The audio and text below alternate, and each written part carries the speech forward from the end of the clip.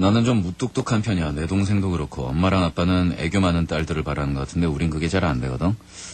어제 방 안에서 아빠가 엄마한테 화내는 소리를 들었어. 자식들이 다 저 모양이라서 집에 들어올 맛 안 난다고. 내 방까지 다 들리게 큰 소리를 내시더라고. 엄마도 참다 못해서 결국은 싸움으로 번졌는데 싸우는 소리를 가만히 듣고 있자니 그 내용이 내 공부에 관한 내용이더라고. 그 얘기만 1시간을 둘이서 소리치면서 얘기를 하는데 정말 돌아버리는 거야. 나도 공부 못하는 거는 인정을 해요. 하지만 나름대로 잠 줄이면서 노력했는데 그게 잘 안 돼. 그 1시간짜리 아빠의 장황한 설교의 요점 그거야. 공부 못하면 자식도 쓰레기다. 그때부터 속이 부글부글 끓더라고. 나도 왜 그랬는지 모르겠는데 갑자기 서러워져서 엄마 아빠 싸우는 도중에 옷 갈아입고 집 나가주겠다고 울면서 현관에서 급하게 신발 신고 문을 땄어요. 아빠가 뭐하는 짓이냐고 못 가게 꽉 잡고 있어서 결국 못 나갔는데 그때부터 계속 울었어. 5시간. 아침에 일어나니까 눈이 두꺼비더만. 엄마랑 아빠는 둘 다 냉전이고 나도 아빠 대하는 게 서먹서먹해. 엄마랑은 친한데 내가 대체 어떻게 해야 하는지 모르겠어. 아빠 생각이 맞는 걸까? 역시 공부 못하면 자식도 쓰레기 취급받는 게 당연한 걸까? 나중에 시간이 지나면 내 생각이 좀 정리가 되겠지만 지금은 저 사람이 아빠라는 게 혐오스러워. 내 생각으로는 그 사람을 이해시킨다는 건 어려운 일이고 차라리 내가 이해하는 게 낫다라는 생각이 들어. 내가 어떻게 하면 그 사람을 이해할 수 있을까 마왕.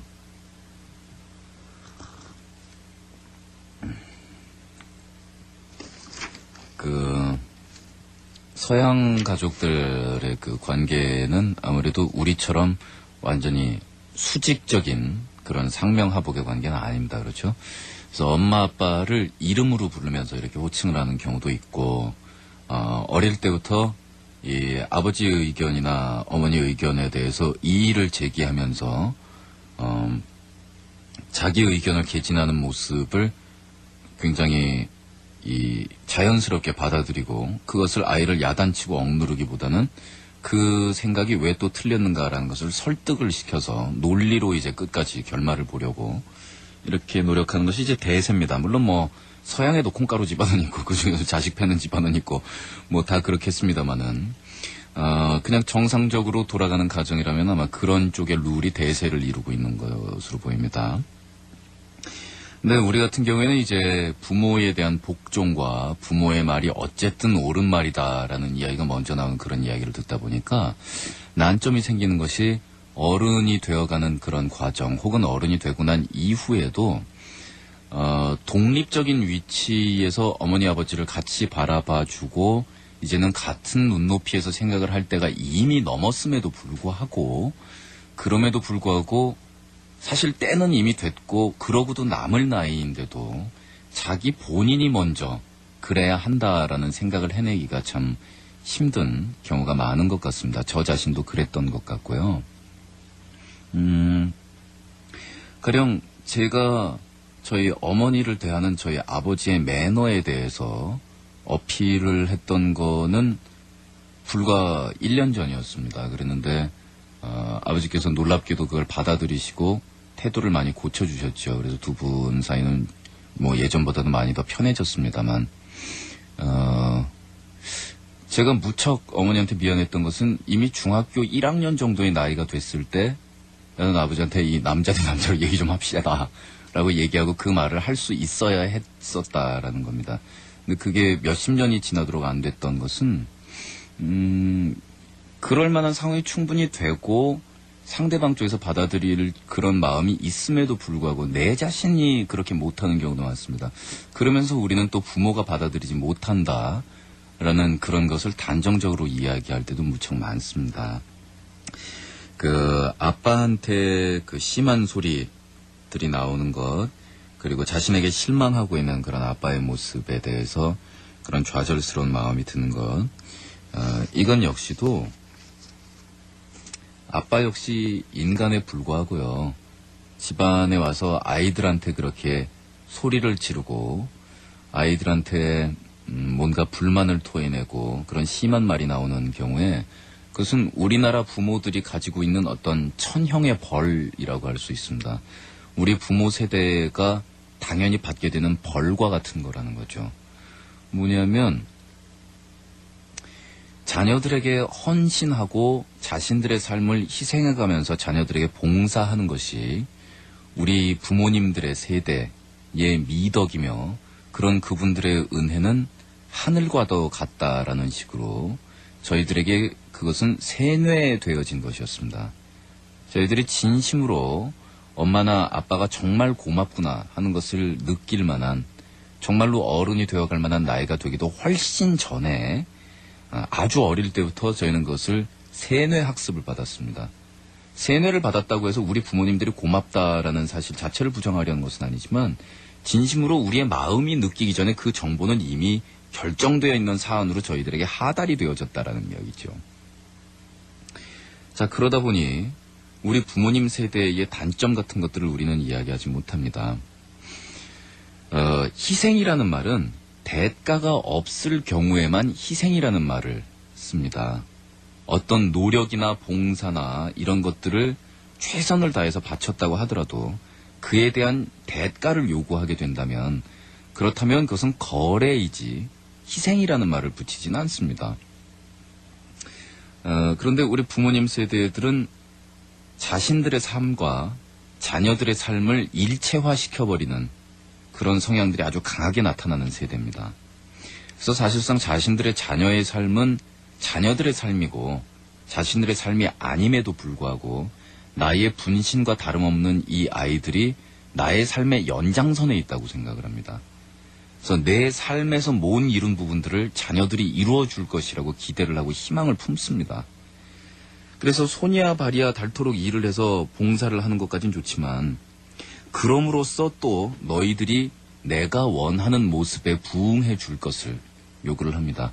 그 기대 자체를 나쁜 거라고 볼 수는 없겠고 그것도 뭐 저속한 거라고 볼 수는 없겠는데 그러다 보니 아무래도 여러 가지 마찰이 생깁니다.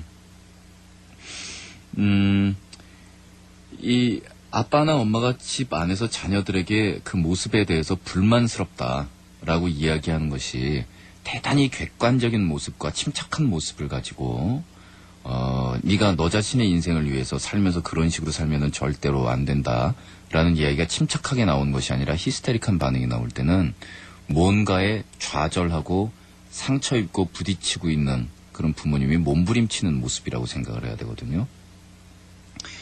그런데 우리가 어렸을 때 세뇌받은 정보에 의하면 그분들은 절대로 우리한테 그따위 짓을 안 하는 분이라고 너무나 확고하게 우리한테 교육이 되어졌기 때문에 차라리 어릴 때부터 같이 비비대면서 에이씨 짜증나면 아빠가 너한테 신경질 한번 낼 수 있고 그런 거지 라고 이야기를 했으면 이게 참 얘기가 되게 쉽게 되는데 에휴 그래 아빠도 화났으니까 한번 인간이니까 말 그렇게 튀어나올 수 있지 진심 아닌 거 내가 알아 하고 넘어가 줄 텐데 그게 아니라고 하도 얘기를 들었으니까 아버지가 서운한 말을 하거나 심한 말이 나와버리면 그 말마저도 너의 인생을 위해서 지금 이러는 것이다라고 토를 달아버리니까 당연히 이제 화가 나고 받아들일 수가 없게 되는 그런 경우에 처하죠. 그런데 이제 가족이라는 게 서로 보듬어야 되는데 자녀들이 애교가 없다, 딸들이 애교가 없다라는 것은 무슨 뭐 기생 기르고 있는 것도 아닌데 집에 들어오는 순간 갑자기 빵빠레가 울리면서 금박종이가 팔랑팔랑 떨어지면서 딸들이 가야금 들고서 아바마마 어서 오시와요 오홍홍 하고 있는 것을 기대해서 꼭 하는 이야기는 아니거든요. 그 애교라는 것은 내가 밖에서 힘든 것이 가정에 들어왔을 때 나 조금 어루만져 줬으면 좋겠는데 하는 그런 투정의 아버지 버전 짜증에 불과한 것이거든요. 사실은 헬프미의 요청인 경우도 대단히 많거든요. 그런 짜증 같은 경우에는 자녀들에게 그런 것을 터놓고 이야기하는 그런 습관이라든가 주변머리가 하나도 교육되어지거나 갖고 있지 못한 정말 탈출구 없는 불쌍한 우리 부모 세대들이 자녀들에게 내지르는 비명 내지는 헬프미의 외침일 수도 있습니다. 그래서 내가 아버지 알아 라는 그 무뚝뚝한 표정 하나가 이렇게 툭툭 교환될 수 있는 사이였다면 쉽게 넘어갈 수도 있는 거였죠. 근데 사실은 그게 쌍방향이에요. 그래서 아빠가 당연히 먼저 고운 말로 나에게 그런 것을 전달을 하고 아니면은 아빠가 정말 그런 것을 알아듣게 힘들면은 이렇게 해서 참 너희들한테 위로도 받고 싶건만 허허허 이렇게 얘기를 해야 되는 게 아니야. 이게 뭐냐라고 이야기를 해도 소용이 없습니다. 왜냐하면 그 사람이 아버지거든요. 그 말이 통하는 사람으로 아버지 바꾸실 겁니까? 아니면 뭐, 이 주변머리 예술인 사람이나 참을성 센 사람으로 엄마를 바꿀 겁니까? 그 사람이 엄마고 아버지인데 어쩔 수가 없지 않습니까? 그러니까 그거에 대해서 불평불만할 시간에 그 모양 그 꼴인 우리 엄마 아버지랑 어떻게 하면 커뮤니케이션 채널을 열 것인가 하는 고민을 해야 되지 않습니까? 그 제가 아버지 하나라는 노래 가사를 쓰면서 우리 아버지들은 그 아이를 안아주는 그런 법을 배운 적이 없었다라는 그런 글을 썼는데 나중에 나이를 좀 먹고 나서는 그런 생각이 들더라고요. 그래, 그 양반들은 못 배웠다. 그런 점들을 전혀. 근데 우린 배웠다. 먼저 손 내미는 법도 배웠고 조금 더 유연하게 삶을 살 수 있도록 허락된 그런 시대를 우리는 살았고 그런데 단지 그 사람들이 부모고 어른들이고 윗세대고 나이가 우리보다 많다는 이유 하나만으로 반드시 그들이 우리에게 손을 내밀지 않으면 우리가 손을 먼저 안 내민 것은 자식이라는 이유로 나이가 더 어리다는 이유로 그럼 우리는 용서받을 수 있는가? 그냥 단순하게 인간 대 인간이라고 친다면 우리 쪽이 나이가 어리다는 거는 우리가 용서받는 이유가 못 될 거예요. 밖에 나가선 친구들하고 멀쩡히 얘기하고 주변 머리도 있고 삐진 친구 달랠 줄도 알고 그러는데 막상 집에 와서 자기 부모만 못 달랜다면 그러면서 니들이 부모니까 니들이 해야지 자식은 내가 왜 하고 계속 징징댄다면 그건 뭐 나중에 어디 가서 용서를 받겠어요.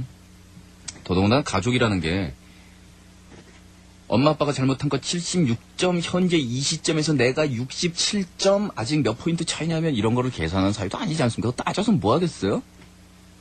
그러니까 먼저 내밀어 주시고 대화도 해보시고 창구를 찾아보십시오.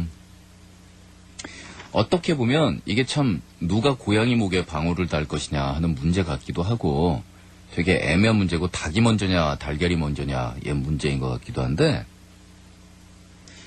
내가 우리 아버지한테 그래도 아들로 어른으로 이제는 그래도 좀 의지할 만한 놈으로 이렇게 인정이라도 좀 해주는 모습이 조금이라도 비쳐야 내가 좀 얘기라도 꺼내보지. 지금 이 분위기에서 내가 싸대기 맞으려고 내가 무슨 얘기를 꺼내 라고 생각을 할 수도 있겠죠. 근데 사실은 이놈 봐라.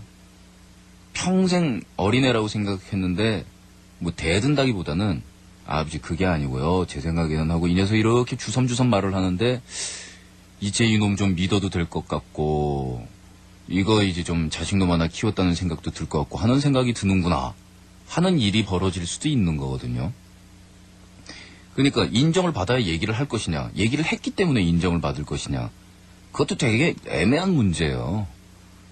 그러니까 뭐 가족들끼리 누가 먼저 손 내밀었다 이런 거 가지고 너 졌다 막 매패 이런 거 이렇게 맞박에 빡 새겨져가지고서 문신으로 파서 다니고 그러는 거 아니니까 여러 가지 길을 좀 찾아보시기 바랍니다. 하여간 요점은 우리나라 같은 딱 수직적인 가부장적인 체제에서 부모는 명령, 아버지는 짱, 그리고 니들은 시키는 대로 라는 체제에서는 부모들이나 우리들이나 모두 갇혀버리게 된다는 겁니다. 그래서 그분들뿐만 아니라 우리까지 갇혀버리고 마니까 유연한 우리가 도와드리고 같이 생각하고 때로는 짊어지고 가야 되는 그런 나이가 우리가 최소한 10살을 넘어서 지금 나이가 두 자리 숫자가 됐다면 10살이나 20살이나 30살이나 40살이나 똑같은 거 아닌가. 에이 하는 마음을 먹는다면 50살이 돼서도 호흡하파 늙은 부모님한테도 아무런 말도 안 꺼내게 될 것이고요. 마음만 있다면 중학교 1학년이라도 아버지하고서 다 이야기할 수 있을 거고 그런 게 아닐까 하는 생각이 듭니다. 그렇게 시도했다가 많이 맞으시면요 원망의 사연 같은 거 남겨주세요. 그것도 따로 위로해드릴게요. 어쩌라고.